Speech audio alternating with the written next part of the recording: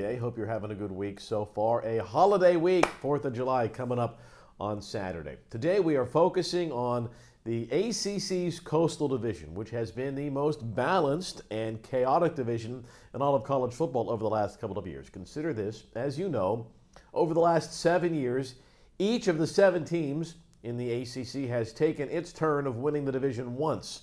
7 years, 7 division winners. We finished that off last year, of course, with UVA capturing the Coastal Division title. How's it going to play out this year? Well, as I see it, there are 3 teams at the top of the division, and then 4 others kind of bunched into a second group. At least that's the way it looks now. The 3 teams at the top get there here in the early part of July, solely based upon returning quarterbacks and explosive playmakers at that position. Before we get to the top 3, though, let's take a look at the other 4. This is really hard to pick, but let's start with UVA. You know, the Cavaliers won the division a year ago. Big changes at quarterback for UVA. I'm picking Virginia to finish 4th this year in the division with a 4-4 record, tied with Pitt. I think UVA and Pittsburgh are very balanced, very even. Who finishes 4th, or at least gets the tiebreaker, likely the winner of the UVA-Pitt football game. After that, I'm going Georgia Tech for 6th this year. This will be the second year of Jeff Collins' tenure in Atlanta, and again, a really interesting quarterback there as well. Georgia Tech has improved itself there. I think Georgia Tech is a team that could beat some people this year. A year ago, the Georgia Tech game was an automatic W for a lot of people. That will not be the case this season. The team at the bottom of the division, at least as I see it right now, is likely Duke, because I went through the entire schedule, who Duke plays and where it plays their opponent and the talent that they've got coming back. I've got Duke at 1-7 in last place in the division this year. So those are my 4 teams at the bottom. I do think that Duke has the capability, just like everybody in this division, to beat people. It's not as if there's runaway teams at the top and terrible teams at the bottom. That's what makes it kind of chaotic and hard to pick. So those are my 4 teams in that second tier in the Coastal. What about at the top? Well, that's Virginia Tech, North Carolina, and Miami. Who's going to win the division? It's likely who wins those games head-to-head. De'Ara King comes to Miami from the University of Houston, joining a pretty athletic and talented roster. Is this finally the quarterback that Miami has been looking for?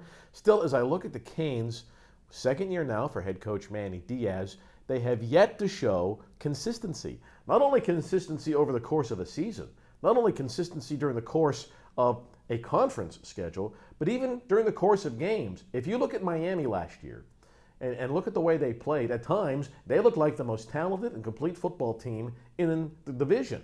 And then at other times, they look like they've never practiced in the same game. And I think fans that have watched Miami get frustrated. Miami fans are saying, we've got the most enigmatic program in the league.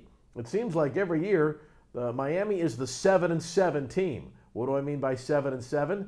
The Canes win 7 games and then have 7 guys drafted in the NFL draft. So I still think Miami could make a push this season because of King at quarterback. But when it comes down to who wins the division, I think it comes down to 2 teams, the Tar Heels and the Hokies.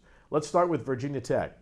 A year ago, Tech didn't have the kind of season that it wanted. It did have some impressive victories, but it lost to Virginia. That streak ended. It lost to Duke at home in lopsided fashion, and of course, it lost its bowl game to Kentucky. Despite that, a lot of people are picking Virginia Tech to win the division. As for the Tar Heels, Carolina lost that 6 overtime game in Blacksburg, but returns quarterback Sam Howell. North Carolina gets Virginia Tech at Kenan Stadium this year, and at the end of the day, I think it would be really hard for the loser of that game at Kenan to win the division.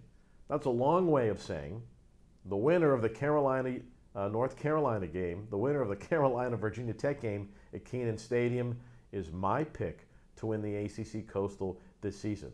I would not be shocked if there is a 2- or 3-way tie for first and a 4-way tie for third, depending upon how it goes. But just for the sake of it, here's how I've got it. I've got Carolina at 6-2, followed by Virginia Tech at 5-3. Only picking Carolina to win the game. I have the Hokies losing at Louisville, losing at Pitt, and losing the game at Keenan. I've got Miami, UVA, and Pitt all at 4-4, followed by Georgia Tech and Duke. That's how I see the ACC Coastal. What do you think? We'll be talking more about it on this week's Roth Report podcast. You're welcome to join us. You can find it exclusively on Apple Podcasts. Hope you'll have the opportunity to join us, take a listen, and rate our podcast, which comes your way each and every week.